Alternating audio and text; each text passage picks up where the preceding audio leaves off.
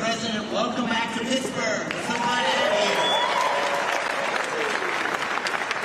A year ago, almost to the day, I was with you at Butler, and I witnessed your strength and your courage on that day, and Dean and I are beyond grateful that you're here safely with us, and we are honored and thrilled to have you back in town, the town we're proud to call home, at such an historic time for our great Commonwealth and for our nation. In your first term, you famously promised you were elected to represent the citizens of Pittsburgh, not Paris. And today you're once again making good on that promise. And what's happening here today is absolutely historic. Your visit and your leadership has catalyzed $90 billion of investment in energy and AI revolution. $90 billion.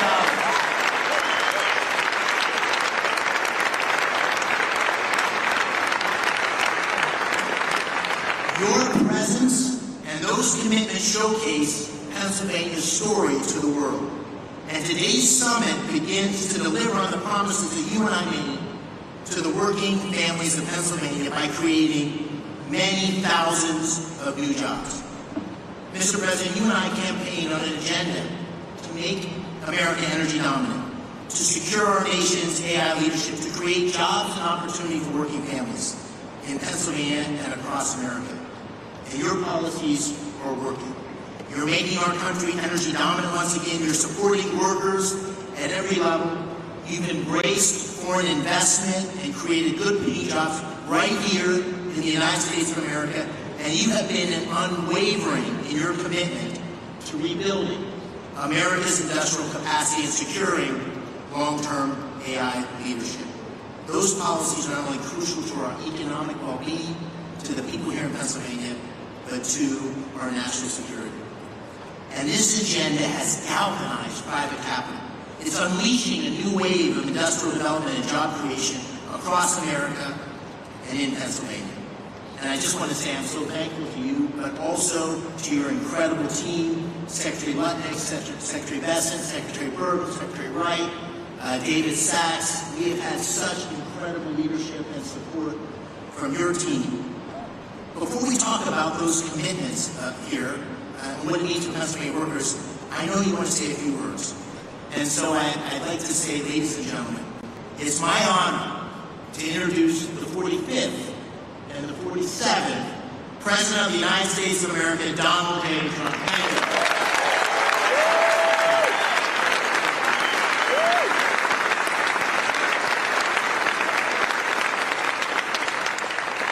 Thank you very much, and it's a real honor to be here.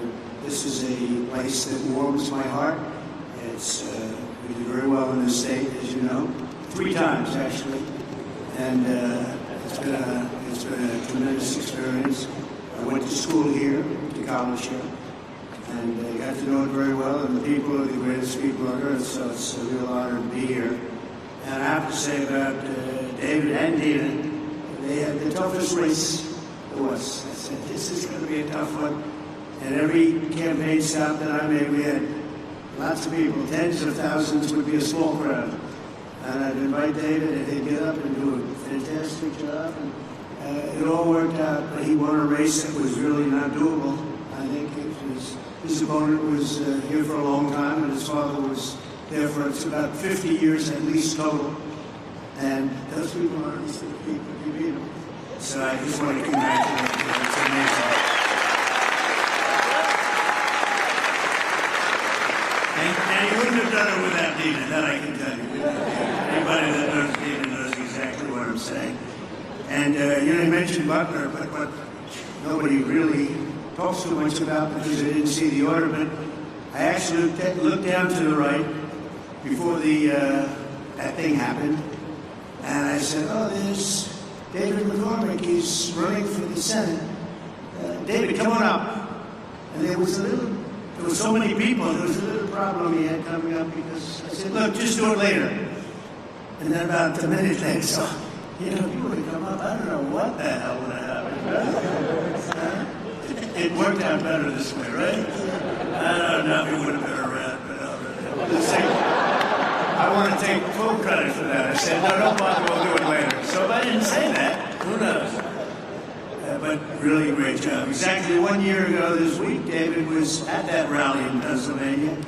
And 12 months later, look at what we have. We have a president. We have really, I mean, if you think about it, we had a country, and I just left the NATO leaders. I left the Middle East, the King of Saudi Arabia, Qatar, as you know, here, so great, and UAE. These are three great leaders. And then we just made a deal with NATO where they pay for everything, and we give them the ammunition and the missiles, and we give them whatever they want. We're going to get that war stopped and so bad. But every leader said, no matter where, they all said the same thing to me, some of them separately, but in the same words, just about. He said, it's amazing. 1 year ago, you had a dead country. We were dead. We didn't think you could ever come back, and now today you have the hottest country anywhere in the world. It's true. So, we're back in Pittsburgh to announce the largest package of investments in the history of the Commonwealth of Pennsylvania, and it's not even close. I don't imagine it's too close. I don't think second is too close. That's a big statement. This afternoon, 20 leading technology and energy companies are announcing more than $92 billion of investments in Pennsylvania. And if you want, we can probably get them up. Let's stop for a minute. But this is a really triumphant day for the people of the Commonwealth and for the United States of America. We're doing things that nobody ever thought possible. As of about a month and a half ago, when we came back from the Middle East, we came back with $5.1 trillion of investments from the three countries that I mentioned, and they're great people, great leaders of those countries. But we came back with many, many planes that they are going to build through Boeing. They came back with a package of goods that were, nobody's seen. I don't think anybody's seen. $5.1 trillion, and we are now at about 16, think of this, $16 trillion, and we're at a little bit less than 6 months, but really we're probably at 3 months because it took me a little time to get started, right? So in 3.5, 4 months, let's say, we have about $16 trillion. There's never been anything like that in history. You can go for years and they didn't have numbers like that. And if you look at the last administration, you had negative numbers. You didn't have positive numbers. You're going in the wrong direction. We are the hottest country, and we're going to keep it that way. Today's commitments are ensuring that the future is going to be designed, built, and made right here in Pennsylvania and right here in Pittsburgh, and I have to say right here in the United States of America.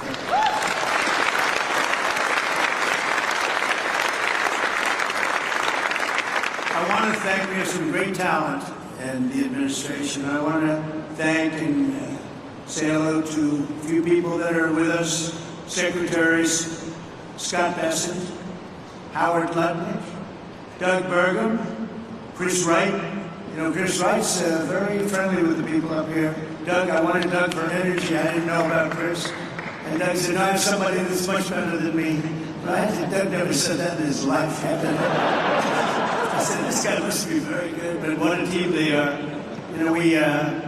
We have one controls the land and one controls the energy, but it was sort of intertwined. So we put them together, right? We never even discussed who's supposed to be the leader of the pack. But boy, it was one instruction, drill, baby drill, right? And they are drilling. They are drilling. We have the EPA administrator, probably, I must say this, Doug, I hate to say it, Chris, Doug, and all of you guys, the most important man of the days today is Lee Zeldin. It's called environmental protection because he's going to be the one that gets you a permit. He's going to get you a permit for the largest electric producing plant in the world in about a week, would you say? Now, if you go nuclear, I promised him I'd give him 2 weeks. Nuclear will give him a little more time. But the biggest problem we've had is it takes years and years to get permits, and he really is. He's a phenomenal guy. And, his history, he's a great lawyer, great congressman. in a race that was, according to most, unwinnable, almost won for governor. He just missed it by a few points, and he's really fantastic. But he's essentially the Environmental Protection Agency, the top man, and he's got things rocking, and already they're building plants, and they have their permits. These are permits that would have taken you literally 10 years to get, or I would really say 10 years before they voted against you, because that's really what was happening. It's crazy all over the country, but we're freeing it up, and he really is going to be able to produce. And I'm looking at the numbers of China, where they're producing a lot of electric. Well, they only have one man they have to worry about, our friend, right, President Xi. He can do that by himself. I don't know if I can. Do I have the right to overrule you? Maybe. I don't know. Probably I do, but I won't have to. But so he has one man, and we have one man. The one man is sitting right there. We appreciate you doing an amazing job. They're building plants already. They're building plants, and they have already their permits. And I have to brag just for a second, because when I first heard about AI, and it's not my thing, although my uncle was at MIT, one of the great professors, 51 years, whatever, longest serving professor in the history of MIT, 3 degrees in nuclear, chemical, and math. That's a smart man. Krasinski was one of his students. Do you know who Krasinski was? There's very little difference between a madman and a genius. Krasinski said, what kind of a student was he, Uncle John, Dr. John Trump? He said, what kind of a student? And he said, seriously good. He said he'd go around correcting everybody, but it didn't work out too well for him. It didn't work out too well, but it's interesting in life. But I will say this, that we have the greatest brains, we have the greatest power, and we are going to have more electric. I said to some of the guys coming in, they wanted to hook up to the grid. I spoke to Mark, Jeff, and a lot of people. And they said, well, we want to know about the electric, because I was told we'll need from David. You're the first one that told me. That's why I hired him, because I said, he told me something I didn't know. He said, you need double the electric of what we have right now, and maybe even more than that. Remember that? And I said, what are you kidding? And that's double the electric that we have. Take everything we have and double it. And actually, the number, that was even low. You need more than that. And to do that, you have to hook up to an old grid, in many cases broken, and certainly very much open to destruction from bombs and planes and from, frankly, storms. You see what happened, that horrible situation in Texas. And you'd be subject to that. And it's fragile, but it is old, and it can't have the capacity unless you totally rebuild it. That would take decades. And I said, well, why don't we do this? Why don't we, when you build your plant, wherever you may build it, you build your own electric plant. And nobody took it seriously. They sort of looked like, I can't really take that seriously, because they didn't believe it was happening. So the smartest people, some of them on stage right now, would say, huh. And then they say, well, how do we hook up to the grid? We want to hook up. They didn't believe what I was saying. And I said, no, I'm really serious. I'm going to let you build, right, Lee? I'm going to let you build with your plant. You're going to build, we'll make you like a public utility. You're going to build your own Con Edison in New York. You're going to build your own electric factory, and you're going to make your own electricity. So this way you can have a great plant. And what you'll do is if you have excess, you can sell it back into the grid. You'll even make money from the electric business, because these guys do know how to make money. They'll end up doing things that will be shocking. And you're going to make your own plan. So when I looked at the numbers before, I saw a board outside, and it showed how much electricity China's making. Well, we just started. But we're going to actually end up doing more than them, and it's going to be done privately, and you're going to own your own electric plants, and they'll be powered by maybe nuclear, maybe gas, maybe coal. You know, we brought coal back in. They won't be powered by wind because it doesn't work. I hate to say it just doesn't work. It's rather intermittent. You don't want it. It causes a lot of problems. But we have every form of fuel that you want to use for your plant, and you'll build a plant, you'll build your electric, and this way you have no excuses, because I didn't want to be the one that said, listen, we're trying to build that grid in 10 years from now, and you wouldn't be able to open. You're going to build it with your own plants. And so people heard that. They couldn't believe it, and finally now they believe it, because we have a couple that are already started, and they're building their electric plants along with their separate plant. And in fact, some of them are building the electric plant inside of their main building. So it's really exciting to see. But I was very proud of that, actually. White House AI czar David Sachs. David, thank you very much. Great job. David interviewed me on his podcast about, what's that now, 2 years ago or something in San Francisco, and I said, this guy's very smart. If I pull this sucker off, I'm going to probably hire him in some form. I got to get him in. But you've been doing great. Thank you, David, very much. Director of the Office of Science and Technology Policy, Michael Pratsios. Michael, thank you. Thank you, Michael. Where's my... Thank you, Michael. Good job. You tell me you're doing great. Thank you very much. As well as State Senate President Pro Tem Kim Ward. Kim, thank you, Kim. Good job. Kim's very happy right now. State Senate Majority Leader Joe Pittman. Joe, thank you. And State Senator Greg Rothman. Thank you very much. Thank you. I also want to recognize your great congressmen. These are friends, these are warriors. They just passed the great, big, beautiful set. Yeah, I had the word great. I like to say this. The really was really supposed to be great, big, beautiful. They call it the big, beautiful. I had great. They took the word great out. I was on a show called To Face the Nation or something like that. Ladies and gentlemen, To Face the Nation. And I said, I want a great, big, beautiful bill. And they named it that. And it really is. It was supposed to be 7 bills. Could have been 2 or 3, but it was supposed to be originally 7. I said, let's put them all together. And if you put them all together, there's going to be something for everybody. And that's what happened. And we got it passed. And Republicans said we didn't get 1 Democrat vote. Think of it. The biggest tax cut in history, and we didn't get a Democrat vote. And so many other things. No tax on tips. No tax on Social Security. No tax on overtime. But the biggest tax cut in the history of our country, you got that.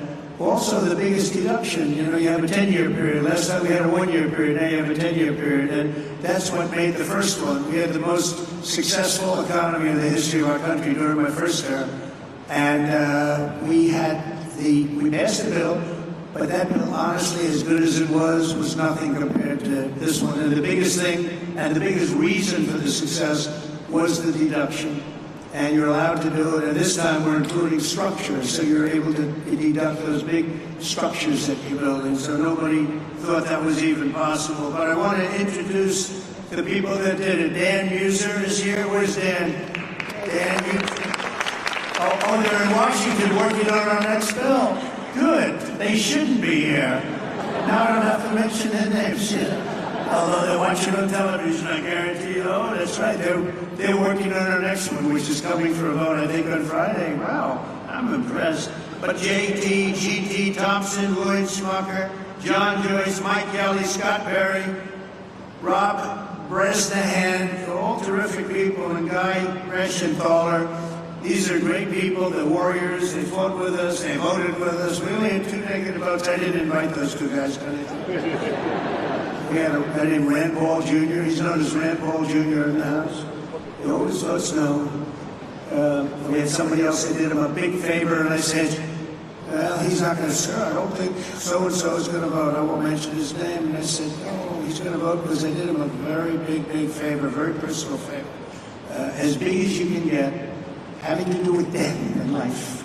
But having to do, no, he's going to vote. Don't worry about it. Okay, sir, you tell me, but I don't think we're going to get his vote. Don't worry about it. I said, I know what I'm talking about. Don't worry about it. And sure as hell he voted against us. And I sent another one down. Another great move by Trump. Anyway, so much for favors. It's welcome to the world of politics, right? Right, David? We know about that. But we're here today because we believe that America's destiny is to dominate every industry and be the first in every technology. And that includes being the world's #1 superpower in artificial intelligence. And we are way ahead of China, I have to say. We're way ahead of China, and the plants are starting up, the construction's starting up. And did you notice that 2 days ago they just announced that they had a budget surplus of $25 billion in this country? Right, Howard? They never saw anything like that. They would say, when did that's been like decades. $25 billion, and that's peanuts compared to what it's. And it's good business practices. The tariffs are coming in by the hundreds of billions of dollars, and they're really at the infant stage right now. It's only on cars and steel, mostly. And the rest is starting to kick in. We just made a deal today, a big one with Indonesia, a great deal. They've opened up Indonesia fully. You know, Indonesia really has great copper, very, very powerful copper, but they have a lot of things, and we have full access to Indonesia. We'll soon be announcing probably, if we do, we do. If we don't, that's okay too. I don't mind, because I'm very happy with the letters that we send out that you'll be paying X%. I almost like it better if you want to know the truth. But Scott and Howard, they like to go the old-fashioned way. Let's work hard to make a deal. I don't know, there's something about pay us 35% of everything, and we're very happy. But I think India's going to open up, and a lot of countries are going to open up. And some that don't, they'll just be paying a very substantial tariff, but peanuts compared to what they should be paying. So we have some amazing things. China and other countries are racing to catch up to America, having to do with AI, and we're not going to let them do it. We have the great chips, we have the great everything, and we're going to be fighting them in a very friendly fashion. I have a great relationship with President Xi, and we smile at the back and forth, but we are leading. I heard somebody say before that we're going to try and catch China. We're not catching them, we're leading. And one of the advantages they have is they show the electric that they have it. They're opening up coal-fired plants all over the place. And we're entitled and allowed now to do that too. We took coal that was taken out of the chain, and coal is actually a very, very powerful. I say you're not allowed to call it coal. You have to call it clean, beautiful coal. You're not allowed, John, to call it just coal, because people don't understand. We call it clean, beautiful coal.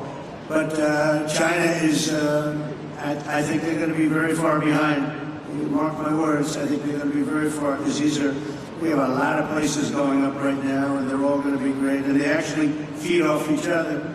But remaining the world's leader in AI will require an enormous increase in the energy production, and that's taking place, and you're doing it yourself, and a massive build-out of physical infrastructure and the tremendous technology skill that Pennsylvania has, and you have tremendous skill in this state.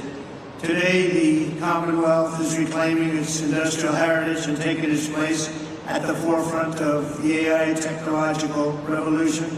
And as I said before, it's an expression I used all during the campaign, and screamed it out, "We'll drill, baby, drill." And people went crazy. We had big crowds, as you probably heard, biggest ever, biggest in history. The investments being announced this afternoon include more than $56 million in new energy infrastructure, and more than $36 million in new data center projects. And a lot more than that are going to be announced in the coming weeks, not even months. I think we could say weeks, right, Howard? In the campaign, I promised that I would save the Homer City power plant 50 miles east of here that Joe Biden's Green New Scam forced to shut down. It's the Green New Scam, greatest scam in history. The greatest in history. Well, the auto plant, I think, is a bigger scam, if you want to know. Actually, I do believe that. Today, we're pleased to report that a $15 billion investment from Knighthead Capital Management. Who's here from Knighthead? Well, I'm very impressed with that. $15 million. That's a great location, too. Wow. That's very impressive. Thank you very much. That's a big number, huh? It's a big number, yet it's peanuts. Relative to what? That's a good job. But the Homer City site is being resurrected as the largest natural gas-fired power plant ever to be built in North America. Is that right? That's fantastic. As another example, Google will be investing billions and billions of dollars to revitalize two major hydropower facilities in Pennsylvania. Congratulations. Hello to Sergey, Sundar. They've done a pretty good job, I'll tell you. And they have their star right here, so congratulations. That's really fantastic. And under the last year of Biden, China added 11 times as much power generation capacity as did the United States. That's under Biden. That's not under Trump. That's under Sleepy Joe. Under the Trump administration, America's getting back in the game, and we're going to actually be doing more than they do, as I said. And on day one, I ended the Green New scam. I also ended Joe Biden's war on clean, beautiful Pennsylvania coal. Totally ended. Coal has equal, if not greater status. It's a very powerful thing, coal. China is sort of interesting. China makes windmills, but how many wind farms do you see in China? I haven't seen any lately. It's sort of crazy. They build the windmills, sell them into our country, sell them all over the world, and they ruin their fields and ruin their valleys. And then you look at China. Where's your wind farm? Well, we have one. We're thinking about one. The whole thing is crazy. But they use coal, and they're building right now about 52 power plants, all of coal. I signed historic executive orders to expedite construction of brand new nuclear power plants, which is very hot. We've issued an order, as you probably know, 1 month ago, making it very easy and very safe to build nuclear power. And Westinghouse, I know, is represented here, and they're become a whole brand new Westinghouse. Congratulations. It's a great thing to do. We were hurt by some very incompetent people. I watched what was going on there. In the form of regulators, they were really doing a number. Our regulators are the opposite. We'll be very safe, but we're fast and safe, and you're going to get a whole different group of people. But it's announcing plans to build 10 state-of-the-art nuclear reactors in the United States. That's great. Congratulations to Westinghouse. And to further accelerate investment in the industries of tomorrow, 2 weeks ago, we enacted the largest tax cuts in American history when I signed that one big, beautiful bill into law. We're adding to it a little bit, and we're refining it a little bit, all to the positive. And that's why the congressmen, I'll pretend I'm really angry at them, but I would actually be angry at them if they showed up late, right? I'd be much more, if they're here, I would not be happy. The bill allows 100% expensing on all new equipment, something that's never happened before. Factories, research, and as I said before, even structure. To further protect Pennsylvania industry, 2 months ago I came here to announce my approval of a historic investment deal with Nippon Steel of Japan, to keep U.S. Steel right here in Pittsburgh. We have a great woman here, Salina Zito. She's the writer. She writes on the Rust Belt and the Midwest, really, but the Rust Belt. Anything having to do with rust and belt. Where is Salina? Is she around there someplace? Because I'm doing an interview with her in a little while. And I said, do me a favor, let me do the interview after this. This way we can be right on time. Where is Salina? Oh, she's great. You can't be angry at me now, Salina, because I'll be with you. I said, Salina, can we make it after? Otherwise, we're going to keep a lot of money waiting. These people have big money. When I saw the people here, I said, Salina, I'm sorry. I have to delay this. And also, Miss McAdams. Where's Miss McAdams? We're going to do one with her, too. And she's great, with Fox. And she's been fantastic. Stand up. Stand up. Young and smart and vibrant. You've done a great job. So I'll see you in a couple of minutes. That's great. We can't keep this kind of money waiting. These are truly the biggest investors in the world, including my friend John on my left. But these are the biggest investors in the world. I'm sorry, McAdams, and I'm sorry, Salina. That's the way it works. It's very impressive. But Nippon Steel, and we got it, and we have all sorts of protections because of the fact that U.S. Steel was, you people, years ago, 80 years ago, was the biggest company in the world, most powerful company in the world, and we were very strong, and Nippon's coming in, they're going to be investing $17 billion. They're going to build new plants all over the country using U.S. Steel, and we have the absolute control because we don't want to lose control of that one name. That one name is very important for to the history of this country, and I think Nippon's going to do a fantastic job. And, you know, in some cases, they could take it back to their country. I said to people, because a lot of people said, well, what do you think? Japanese companies coming in, they said, well, you know, when they spend $1 billion in a steel plant, they're not going to put it on a boat and take it away. It's going to be right here with us, no matter what. But they are going to do a fantastic job, and they look forward to it, and they're so excited about it. They actually fought very, very hard to get that deal.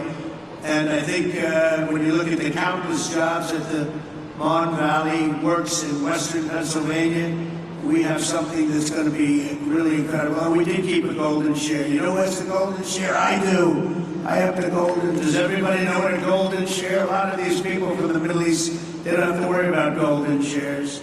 But we have a golden share, but Nippon's going to do a fantastic job.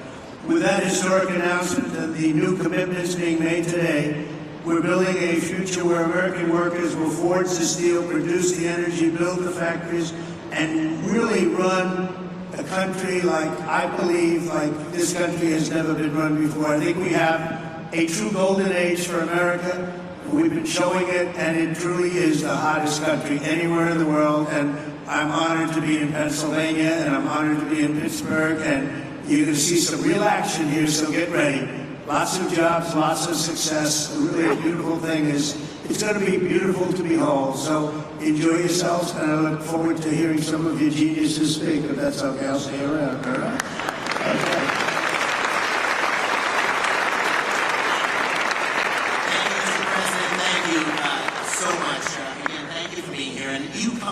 Allowed us to have this incredible summit. Most surprisingly, this summit was Gina's idea. But what it's allowed us to do is catalyze the investment. It's allowed us to get a lot of attention on Pennsylvania's story, and it's allowed us to deliver on the promises you and I talked about, which is jobs for working families, really create opportunity here in Pennsylvania. So it's the manifestation of your agenda. And we're going to talk today about those $90 billion of investment. You'll hear from Blackstone and QTS, CoreWeave, and others. They pledged $36 billion to build data centers. You also hear from companies that invested tens of billions in generating the power needed to run those data centers. We have great investments in natural gas production and pipelines, but also in nuclear. Brookfield's repowering of 2 hydro facilities with Google that you mentioned. The great Pittsburgh company Westinghouse will tell you how they're going to deliver on your call to strengthen America's nuclear power industrial base by placing 10 reactors under construction by 2030. And Constellation, which is here, Joe Dominguez, is upgrading Limerick Clean Energy Center to bring an additional 340 megawatts online. First Energy and Pennsylvania's PPL have collectively pledged $20 billion to build and operate the grid infrastructure required to support the data center renaissance right here in Pennsylvania, and to ensure that ratepayers don't foot the bill. And finally, you got technology companies like Google that are investing in bringing the benefits of AI to Main Street, and their AI Works for Pennsylvania initiative, which will offer AI training for 1 million small businesses. The great thing about today is these are not empty promises. These are tangible, real commitments, and they're only beginning. The distinguished leaders you have around the table here, from Larry Fink to Darren Woods, from Toby Rice to Bruce Flatt, to great global investors like my good friend Chow Kit from Singapore, Haldun Mubarak from the United Arab Emirates. They've traveled long distances to witness firsthand this historic moment and to see firsthand what's happening in Pennsylvania. And these investments are a testament to Pennsylvania's unique resources. Unbelievable natural gas reserves, abundant fresh water, a massive installed base of nuclear power, incredible tech universities like CMU, our host today, thank you for them. Amazing skilled trade engineers represented by Pennsylvania's own Rob Baer and Brandon Bishop here of the National Building Trades. But none of this would have happened. None of this would have happened without your unwavering commitment to unleashing American energy dominance and standing up for workers in Pennsylvania and across the nation. They're going to see those workers tangible job opportunities here today. These projects will create tens of thousands of construction jobs and thousands of well-paying direct and indirect jobs supporting these projects, supporting these industries. It's going to make a big difference in Pennsylvania communities. So, Mr. President, this is the beginning of an economic renaissance for Pennsylvania and a huge step forward. And I want to thank you for making it possible and for being here in Steel City. So let me give you one more hand. Thank you.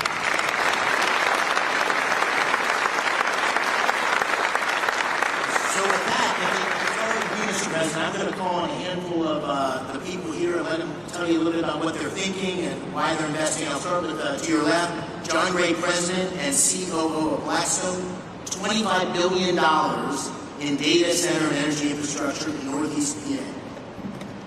Thank you, Dave.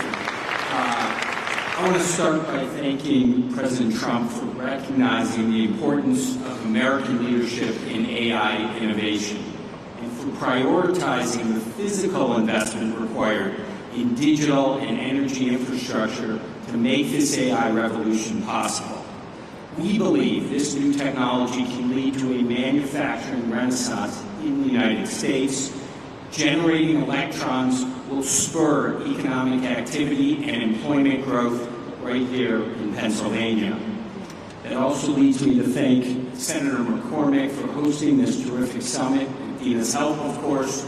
So many important participants from around the globe have come here, including political leaders in Pennsylvania from both sides of the aisle, who all care about making this state in the U.S. successful in this vital area. By the way, I love this state too. I went to college like you here as well. I met my wife here, and it is a great place. I will say that at Blackstone we have enormous investments here, and we're very excited to announce that we're going to make a further $25 billion investment into Pennsylvania's digital and energy infrastructure.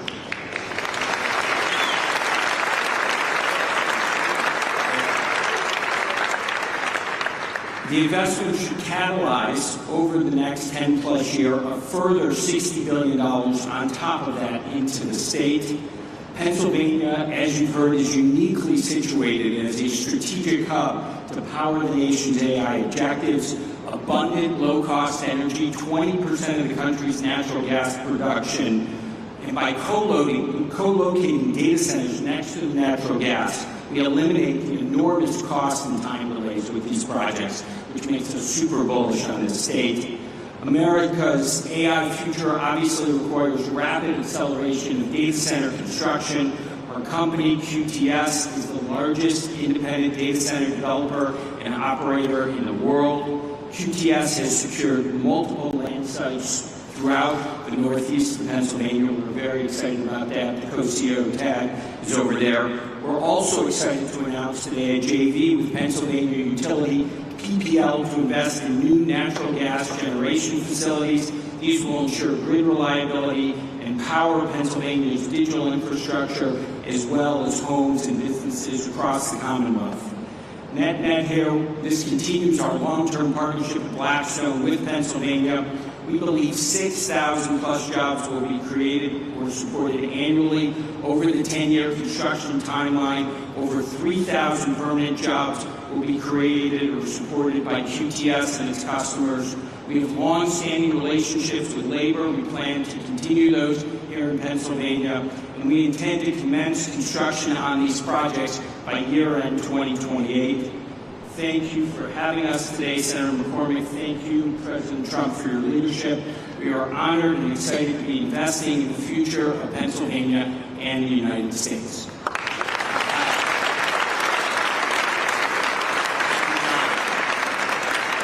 That's great, and I'm going to keep this moving because there's so many people here I want to call on. Brian Tierney, CEO of First Energy, a $9.3 billion investment across PA to expand power distribution and strengthen grid infrastructure. Brian. Thank you, Senator McCormick, and thank you, President Trump, for your leadership, particularly on energy security and what it means to our economy. At First Energy Pennsylvania, we have 6,000 contractors and employees who are thrilled to serve 2 million customers in the state. We are planning $15 billion of investment between now and the end of your term in the distribution grid and the transmission grid to enable things like artificial intelligence development, shale gas development, and any other form of economic and technological development that there is. We have partnered with the unions, the IBEW and the UWUA. We have a journeyman lineman hiring program, and we have an apprenticeship program that will create not just jobs, but long-term good-paying careers for the people of the Commonwealth. We're thrilled to be making this investment in the grid and infrastructure in the Commonwealth, and look forward to working with those around the table to make it happen in the years to come. Thank you. Thank you, Brian.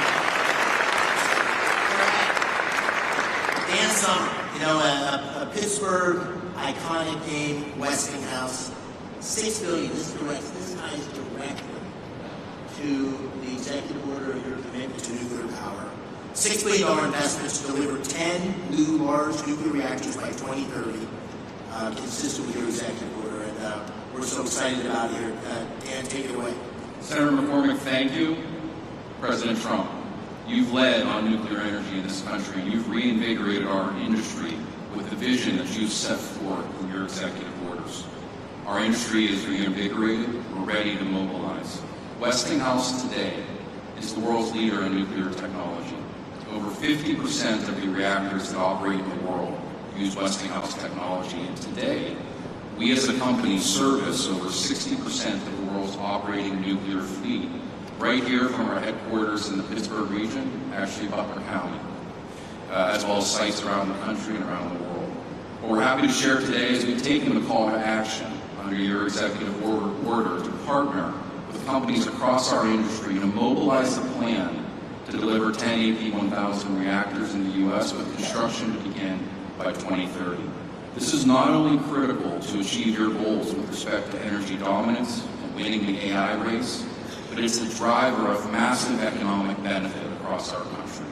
When we deploy a fleet aligned to your vision, we'll drive $75 billion of economic value across the United States, with $6 billion of value here in Pennsylvania. It's also a jobs machine.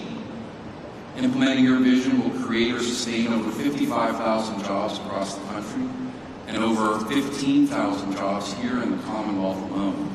And these are great jobs across manufacturing, engineering, and construction. And beyond that, we're happy to announce today a strategic collaboration with Google to leverage Google's expertise in AI and AI solutions, along with Westinghouse's AI technology and 75 years of OEM nuclear engineering and construction data to build an AI machine that helps us rethink how to do nuclear construction in this country, and honor your commitment and your expectations for us that when we deliver nuclear, we'll do it on budget and on cost. Mr. President, thank you for your leadership. Thank you for your vision. Westinghouse and our industry are ready to deliver.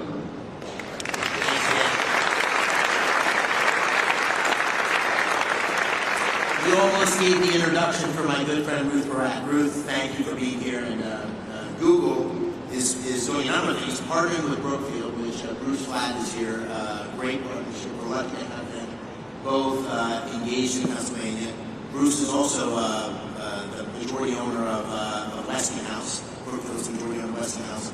And also an incredible effort to train a million small businesses in AI. So Ruth, please tell us what you're doing in Pennsylvania. Thank you. Thank you, Mr. President. Thank you so much for your leadership, for your clear and urgent direction that our nation invests in AI, in the infrastructure, technology, and energy needed to unlock the extraordinary capabilities that really enable America to continue to lead. And Senator McCormick and Dina, thank you for this extraordinary convening. It really has delivered the energy, no pun intended, that we were striving to achieve here. On behalf of Google, I'm very pleased to be here in Pittsburgh to announce that Google is investing more than $25 billion in data centers and AI infrastructure across the states in this critical PJM region over the next 2 years. And to support the investment, we're investing in 3 additional ways and focused on them. First, Mr. President, to support your mandate for energy abundance, we're investing in hydro, as you referenced. It is a $3 billion, 20-year agreement with Brookfield Energy to modernize 2 hydropower facilities in Lancaster County. Second, we've already heard about the importance of the grid. The Department of Energy has estimated that there is up to 100 gigawatts of additional capacity in America's grid infrastructure if we collectively work to unlock it. So at Google, 2 things. We're applying advanced technology to ensure that we're most efficiently using power from the grid, and we're also working on ways that AI can help to identify and deploy capacity more efficiently. I think what's really exciting also is we're focused on jobs. There are 2 parts of the focus on jobs. One is really training to support the jobs to modernize the grid. There is an acute need for electrical workers in this country. It's estimated in the 100,000 plus. Last month, Google made a grant to the Electrical Training Alliance to equip more than 100,000 electrical workers with the skills that they need and train 30,000 new apprentices by 2030. Today, we are expanding that grant to increase the projected pipeline of new electricians in Pennsylvania by 64%. Third, we think it is critical, as Senator McCormick said, to build a fair America, an America where everyone has the opportunity for jobs of the future. And to ensure that we can do that, today, starting in Pennsylvania, we're really proud to announce AI Works for America. And through partnerships with leading employers, universities, skilled trades, and manufacturers, we're going to help train American workers and students by teaching them essential AI skills. And as part of this, I'm very proud that Google will be offering free AI training to every small business in the Commonwealth of Pennsylvania.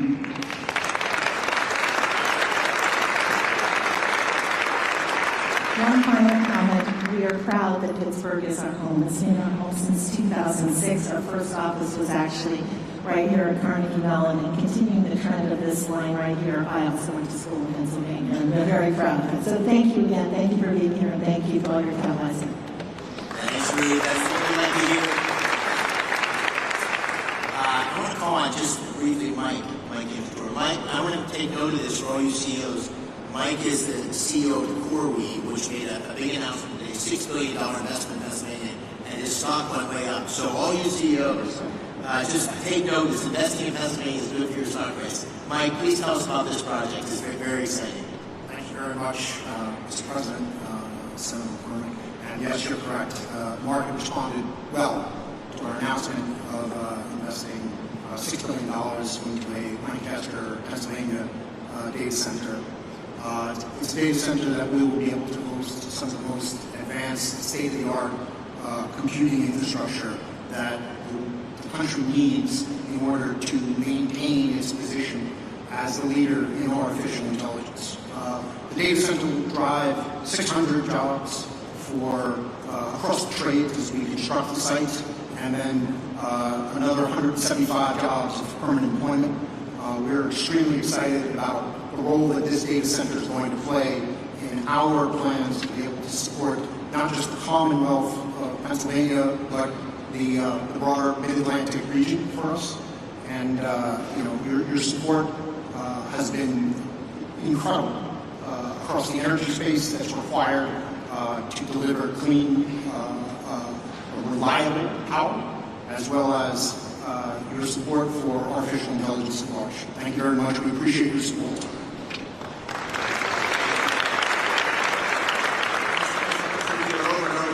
Incredible job creation, but we need workers to be able to fulfill these jobs. And I see my friend Barry in the audience, and we talked a lot about the need for construction workers. There he is. There's Barry. We have Brandon Bishop with us today from the National Building Trades, and I was with a bunch of guys from the building trades a couple weeks ago, and they were saying, we don't want to do the apprenticeship program until we're sure about the work. And I said, double, triple, quadruple the programs, right? We got to have skilled workers who can meet the needs. We got a tsunami of opportunity coming to Pennsylvania. And so maybe you can take a minute, Brandon, on that. Thank you for being here. Thank you, Senator McCormick. Mr. President, it's an honor to be here today representing North America's building trades unions and our 3 million members, especially the thousands of highly skilled workers across Pennsylvania who are ready to deliver on all of the historic investments being announced here today. All the projects discussed here today aren't just about energy and innovation, they're about job creation.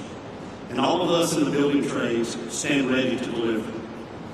If you want the highest quality, most productive, long-term labor serving, partner with us from day one. Don't just build with us, stay with us and maintain it for decades. And when you partner with the building trades, you get results. Productivity is 14% higher. Projects cost 4% less on average. They're 40% less likely to face labor shortages, and labor turnover is cut by 2/3. We are the solution to the workforce challenge. Our members are sourced and trained through the largest private workforce development system in the country. Over 16,000 world-class training centers, including many right here in the Commonwealth of Pennsylvania. These centers train hundreds of thousands of men and women through our gold standard registered apprenticeship programs. No taxpayer dollars required. And they don't just lead to jobs. They launch lifelong middle class careers with family-sustaining wages, health care, and retirement. So if you're investing in Pennsylvania, let's talk, let's plan, let's partner.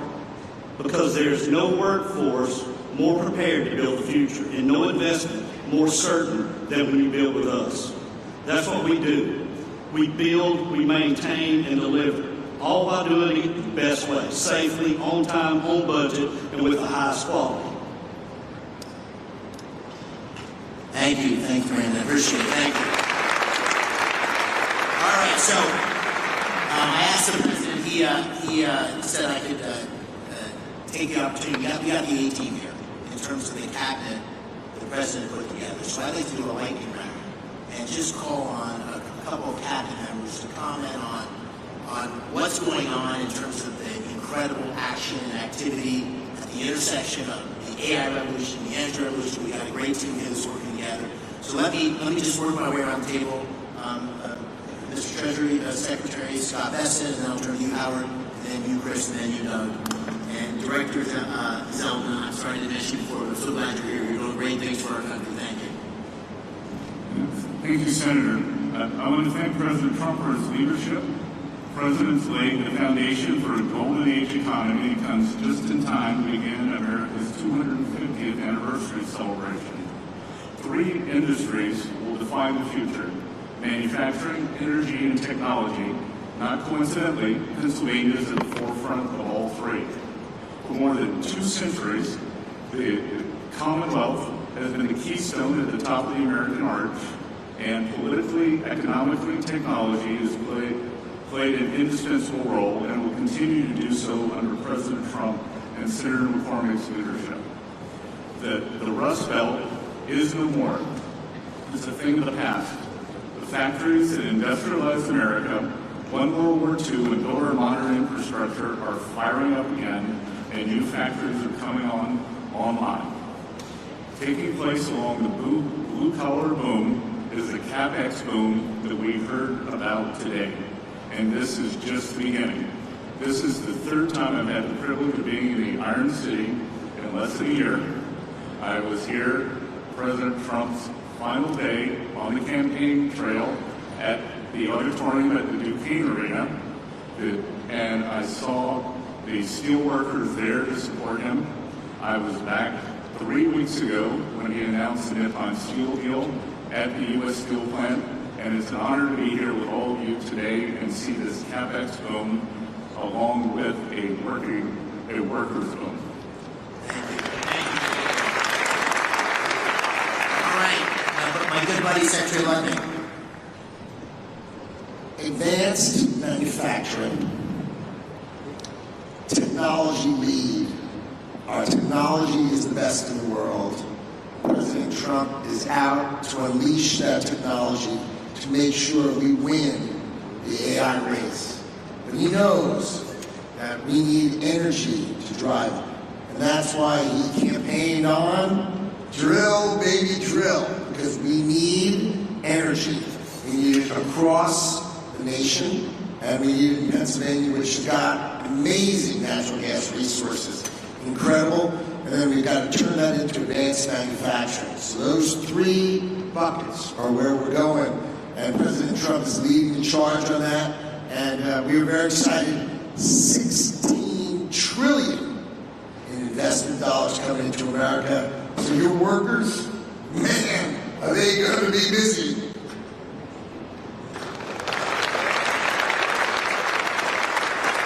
Secretary Wray, let me turn to you, and then Secretary Bergen. Yes, thank you, Senator McCormick, and thank you, President Trump. We are all here, and we're talking about $90 billion investment in this state because of a dramatic pivot in the leadership of our country. President Trump, an East Coast real estate developer, understands his gut energy more than anyone I've met. He knows energy is the infrastructure for everything we do. You get energy wrong, nothing else matters. If you get energy right, the possibilities are just immense. And Pennsylvania, the oil and gas industry, global oil and gas industry, started a few dozen miles from here in Titusville, Pennsylvania. The shale gas revolution may have started in Texas, but it really flourished and hit its peak right here in Pennsylvania. Pennsylvania today exports more energy to other states than any other state except for Texas. And it would export more, but it had blocks on building pipelines. Two great opportunities for Pennsylvania energy. One, and President Trump is hard at work at both of these, one is to get those pipelines built from Pennsylvania to New England so we can change the quality of life and opportunities.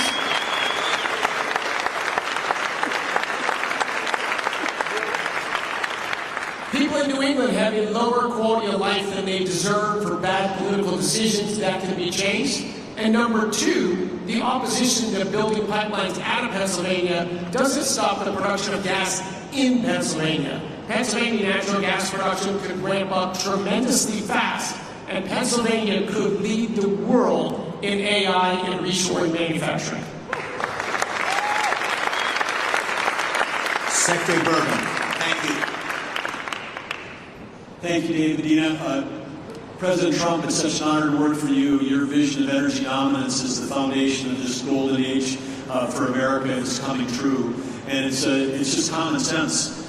You call this the party of common sense, but it's when we talk about cutting taxes like never before, cutting regulations, speeding permitting, we're the hottest country in the world because of the policy changes that are drawing all that capital to come here. And now we combine this with the incredible natural resources that we have. You understand better than anyone that the balance sheet of America is the biggest balance sheet in the world, the natural resources that we have. And by unleashing energy, you know that that's what's lowered inflation. It's bringing prosperity at home, but it's also bringing peace abroad.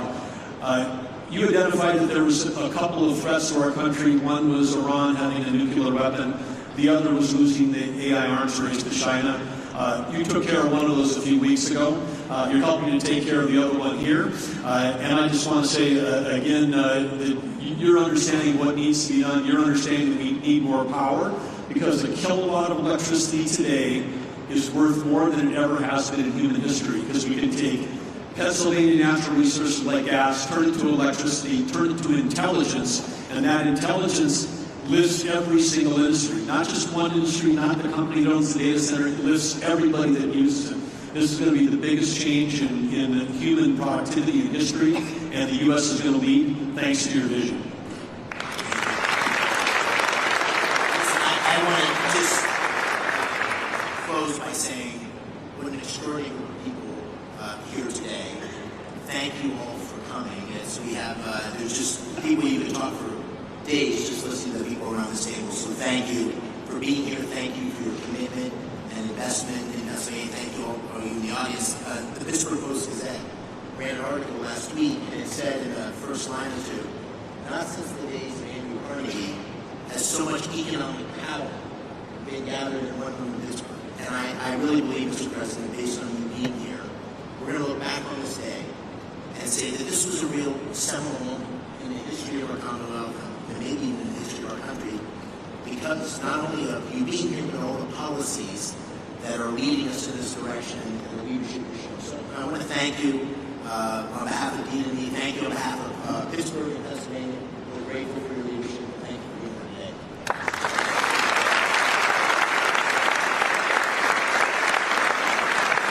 Well, thank you very much. And I have to say that David said, could you just come in and make a quick statement and then you can leave right away? And I said, okay, good, I'll do it. But when I saw the people gathered, I said, I'm not leaving. I want to learn something. And I have learned something. This is the smartest group of talent probably that you've ever had in terms of energy and even finance ever had in one room. So it's an honor to be with you. I used to do what a lot of you guys did. I like this better, though. I don't care. And you're doing a fantastic job. It really is an honor to be with you, and congratulations. You're going to have tremendous success all over the country, but you're going to have tremendous success in the Commonwealth. So good luck to everybody. And if I can help you, let me know. Thank you very much.